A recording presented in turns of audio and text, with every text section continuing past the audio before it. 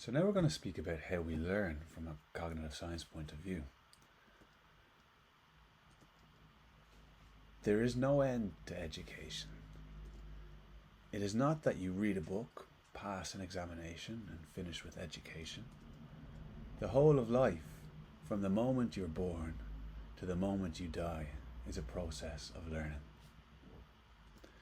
I really like this quote from Jiddu Krishnamurti, and I think it really encompasses the idea of a growth mindset and how important learning can be to a rich and fulfilling life. So by the end of this video, you'll be able to define and understand the concept of metacognition and its importance in the learning process. You'll be able to recognize the significance of feedback and active engagement in enhancing comprehension and retention of information. You'll be able to discuss the role of attention in alerting, filtering, and emphasizing relevant information during learning. And you'll be able to talk about different perspectives on sleep and how that is involved with memory and consolidation of information. So what is learning? Well, from a cognitive science point of view, learning is the process by which our experiences lead to long-lasting new knowledge or behavior. And today we're going to be speaking a lot about the factors that encourage human learning. And later in the course, I hope we'll be able to compare and contrast these to try and understand where artificial intelligence and machine learning is in comparison with human learning. So what is the most effective strategy to improve learning? Well, the Education Endowment Foundation is this wonderful organisation based here in the UK that does very high quality meta-analyses of educational studies. And they found that of all of the strategies implemented that they've studied so far, learning to learn, or metacognition, has the highest impact. They found that by teaching metacognition and self-regulation strategies in school, that could lead to the equivalent of 7 months of additional instruction. So, what is metacognition? Well, it's about identifying specific strategies for planning, monitoring, and evaluating your own learning. So, through this process, you want to be able to develop a repertoire of strategies to choose from, and also develop the skills to select the most suitable strategy for a given learning task. And about this other component, self-regulated learning, well, that actually contains 3 different aspects. Cognition itself, which is the mental processes for knowing, understanding, and learning information. Metacognition, which we talked about as learning to learn. And also the idea of motivation and being able to understand your own willingness to engage these other skills.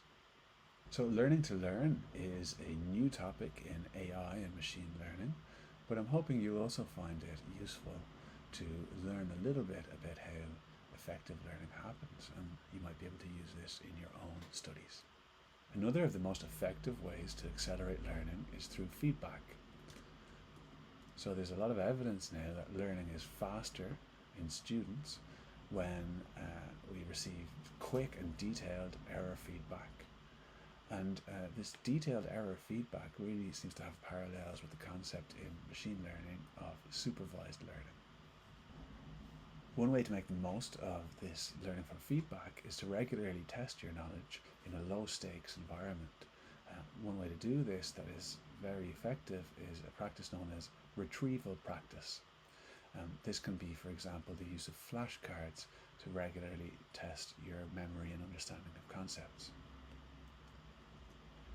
One of the reasons this works so well is because testing regularly allows your attention to be focused on the weaker areas and the bits that you don't remember or understand so well. However, most students, when they're asked to study for an exam, they tend to forego this testing or retrieval practice strategy and instead just read over and over the notes again. However, this is shown to be generally a lot less effective at increasing retention and understanding. However, the type of feedback is also crucial. If you receive harsh or overly negative feedback, that can actually impair learning. We don't learn well when we're under extremely high stress or feeling a lot of anxiety. Okay, welcome back. And now we are going to see a short video.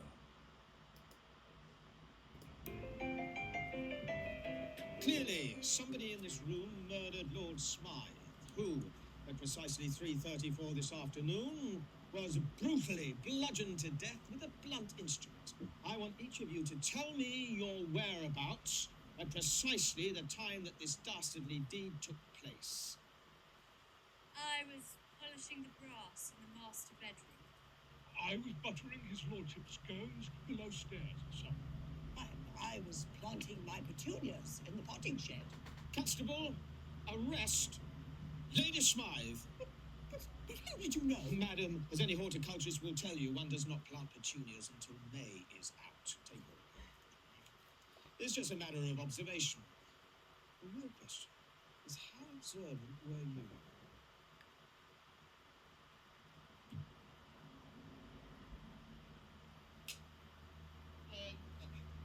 Clearly, somebody in this room murdered Lord Smythe, who, at precisely 3:34 this afternoon, was brutally bludgeoned to death with a blunt instrument. I want each of you to tell me your whereabouts at precisely the time that this dastardly deed took place. I was polishing the brass in the master bedroom.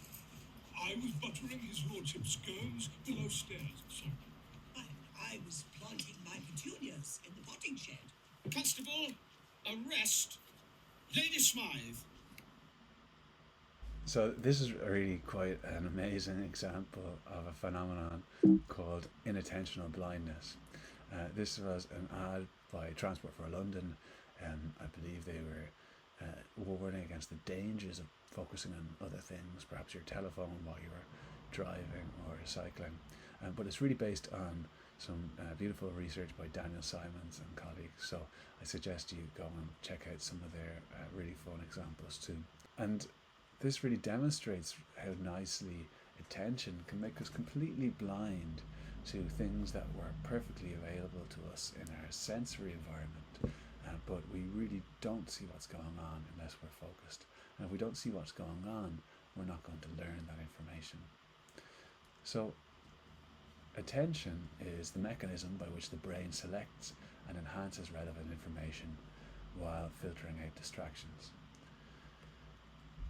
And we have different major attention systems, and this is according to the esteemed cognitive scientist, neuroscientist Michael Posner. One system is to alert us that we generally should be alert or pay attention right now. Another is to orient our focus, to focus on a particular thing and not something else. And this can also help us increase the detail with which we experience some aspect of the world. There's also executive attention, which is perhaps not something that in everyday language we call attention, but this is where we essentially select which of the many different mental processes we should be doing right now in favor of others. But there's also something that is very important for humans, and indeed very important for education, which is shared attention, or paying attention to other people's attention. And there's lots of evidence that this accelerates learning, particularly in young children, but probably in all humans. You can see, if you go again to the Education Endowment Foundation website, that some of the most effective teaching interventions involved social interactions and shared attention, such as collaborative learning and peer tutoring. So I think this is a potentially important aspect of how humans learn that is not really studied in general in artificial intelligence.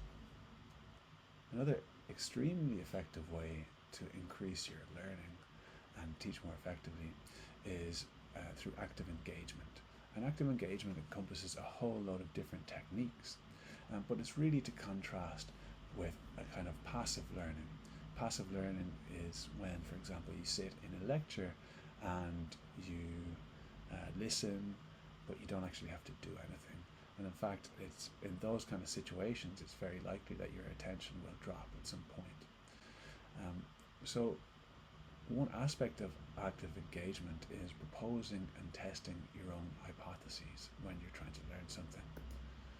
So according to this, to learn, our brain must first form a kind of mental model or understanding of the world and the subject it's trying to learn, and then compare its predictions to the new information it receives. So this requires attention, it also requires effort, actively testing out different hypotheses about how things work, and then also reflection on how your different tests panned out and whether you should update on your beliefs. Along these lines, there's evidence from the educational literature that deeper thinking leads to better memory. So the psychologist Rodinger said, for example, that requiring students to engage more cognitive effort often leads to enhanced retention. So I'll provide the original article with evidence to support that at the end of the lecture. And in fact, in this meta-analysis by Freeman and al., they showed that across different STEM disciplines, so that's science, technology, engineering, mathematics, active engagement approaches lead to more understanding, higher test scores, and fewer students failing. You can see here is the overall normalized test score performance, and you can see that for each of the subjects, the performance for active engagement approaches is above the average for lectures shown in the red dotted line, and the failure rate it decreases also for each different subject compared to the lectures in the red line. So I think now that there's a lot of evidence to suggest that people learn better when they're trying to actively get involved and test out different ideas rather than passively receiving information. And now we're going to hear a interesting quote from the wonderful Neil deGrasse Tyson. Scientists, they're always turning over rocks and plucking petals off of flowers. They're always doing things that by and large are destructive. And that's what exploration kind of is. If you take stuff apart, whether or not you know how to put it back together. This is what kids do. An adult scientist is a kid who never grew up. That's what an adult scientist does. So what happens at home is the kid reaches in the refrigerator, pulls out an egg, and starts juggling it. What's the first thing you do as a parent? Stop playing with the egg. It could break. Put it back. Excuse me, this is an experiment in the material strength of...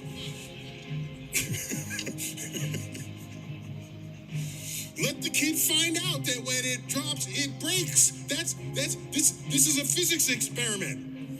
Rapidly turned into a biology experiment, okay? The yolk oozes out. You say, hey, that becomes a chickie one day, okay? Wait, how does this gooey yolk become a chicken? Well, that's biology. Check that out. So this is a wonderful, engaging way of showing how important curiosity is for developing young minds and even older minds. Neil deGrasse Tyson points out there how important curiosity is, not just for children but also for scientists, and it can be a real drive to learn. So what is curiosity? Well, curiosity is what happens when we detect a gap between what we know now and what we would like to know. And it's really driven by a kind of intrinsic value in acquiring information. There's evidence that greater curiosity is associated with greater academic achievement too. So I think that going after and learning stuff that you enjoy, that you're curious about, is a really important way to learn better and more effectively. At the moment in AI and machine learning, this idea of curiosity is really not so widespread, although there is some very interesting work by Udair and colleagues in robots, which we will hopefully cover in a later lecture. Another aspect of active engagement is laughter and humor. So, what is laughter? Laughter from a kind of a cognitive science point of view. Well, we laugh and we find things funny when we discover that one of our assumptions about how things work is completely wrong, and this forces us to change our mental model. There's actually evidence also to show that laughter increases curiosity and improves subsequent memory. Well, the philosopher Dan Dennett in the United States says that laughter is actually a contagious social response that spreads as we draw each other's attention to unexpected pieces of information. So laughter may actually be a very effective way to increase learning and spread it rapidly across a group of people. Again, here we see a value in a social aspect of learning for humans that is really not a part of regular AI machine learning research. Now we're going to move on to consolidation of information. And consolidation is the process of a change from slow, conscious, effortful processing to fast, unconscious, or automatic expertise. Consolidation is also generally a way in which memories become more long-lasting, but also change over time. A lot of this consolidation occurs during sleep, and generally more sleep is related to stronger memories and better generalization. So sleep not only strengthens existing knowledge, but also inspires new insights. Here we can see a result from an experiment by Wagner and colleagues, where they got participants to do a cognitive task that had a hidden shortcut. And they got them to do this after a gap. And during that gap, if the participants slept, they were more than twice as likely to have insight into and discover the shortcut compared to people who did not sleep, or compared to people who did sleep but were not given instructions originally. So this shows the value both of scaffolding learning by beginning with a certain framework in which to learn, but also how important sleep can be for putting together different ideas from the day and coming up with insights.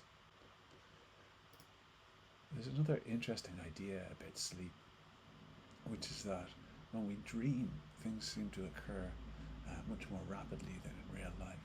And dreams are also not exact replays of what occurred during the day, but they tend to be somehow related to what we found.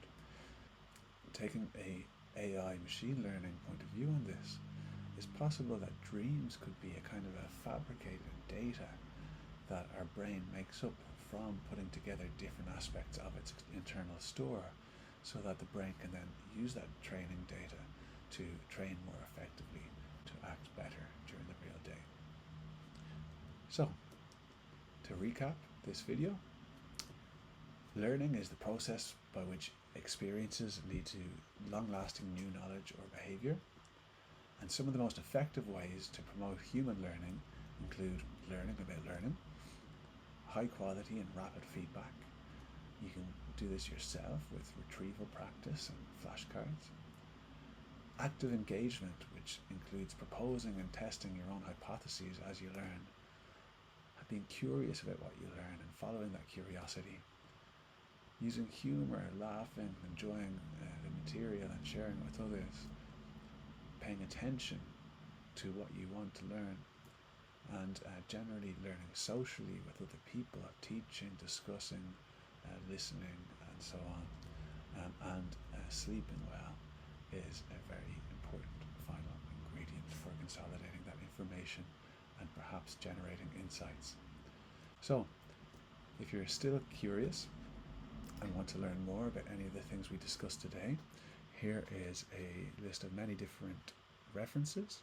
It'd be quite a lot to read all of it, although they're all great books and articles. But I suggest maybe if you're still curious, why don't you select one topic and see where your curiosity leads you. Thank you. And next we're going to learn about learning and memory from a neuroscience perspective.